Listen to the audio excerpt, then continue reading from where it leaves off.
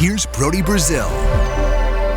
Speaking of the last 6 games for the Sharks, let's hope they never have to go through anything like this again. -7 players, minus their head coach, minus their head trainer, minus their equipment manager. And who knows when these 7 and Bob Boughner return on Saturday, like who knows how it's going to instantly click or work or what the team's going to look like. I mean, you've literally had a team in the Sharks play 13 games this season. Almost half of them, 6 of those 13, have been minus a third of the team's regular players. From an Erik Karlsson to a Vlasic to a Timo Meier and a Kevin Labanc and a Šimek and a Middleton. And I mean, you see how much of a setback this has been. That being said, it has been amazing what this team has put together in their absence. 3-2-1. And probably one of the losses of those 2 in regulation could have been, not tonight, but could have gone San Jose's way. And even, I think that was the St. Louis game, right? And how about the game against the Devils that turned into be an overtime loss, a shootout loss? You win the shootout, you're 4-2-0 during this 6-game span. You see what I'm saying? Like, they're that close to actually looking really good, all things considered.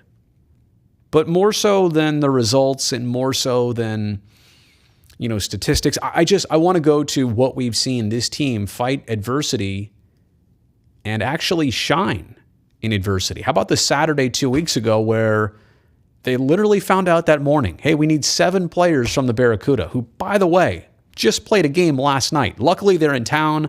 Luckily, we can use these guys instantly. That was a lot to throw these young players in the mix. And a Nick Merkley called up. And a Ryan Merkley, making his NHL debut. Didn't expect that to happen or, come that way. So, and I wonder, the young players who made such an impact in the first 2 games and the 2 wins and looking good, like you start to wonder now in reverse if maybe the young group has ran out of a little bit of gas or that they've kind of plateaued now after these 6 games. I'm not trying to be critical. I'm just here to say it's hard to get to the NHL. It's even harder to stay in this league. And I think that's what a lot of players, of a younger age group find out pretty quickly. So what's it going to be like, though, as this era officially and hopefully officially ends on Saturday in Denver? How many players jump right back in? Do you put all 7 back on the team? Do you put most of them there? Or are all of them ready to come back? I mean, that's the assumption. Teams are very secretive for obvious reasons in this league about personnel and health decisions and who's in, who's out, who's going to play. They don't want to give the opponent literally any advantage. And it's an Avs team that, by the way, is already going to be shorthanded, minus some key players, and they've been struggling too. But if you're the Sharks, you don't want to make this any easier on Colorado. And so there have been young players who have impressed. For example, I see the comment here by Chase. Would love to see Santeri Hatakka stick. I don't know how the decision-making process goes. Is it that easy? Just say, as we were. Or did some of the young guys earn ice time or games, extra games to be played? So I don't know, but I just want to turn back on this era, which, like I said before, is hopefully a one and done. Then the Sharks don't have to go through another COVID era again. You would think not. I mean, based on the odds of this happening to begin with. It seems relatively unlikely. And a couple other teams are in similar spots, maybe not to the degree of the Sharks.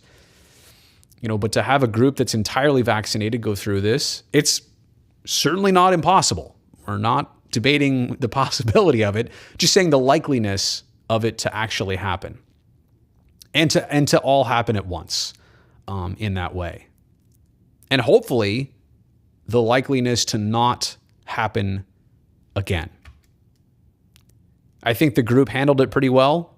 Not going to harp on this too much more, but, this little section of 6 games, 3-2-1, which could have been 4-2-0, it goes down as it goes down as a statement for me. I'm glad it's over, but I also find it interesting in what we learned and how it played out.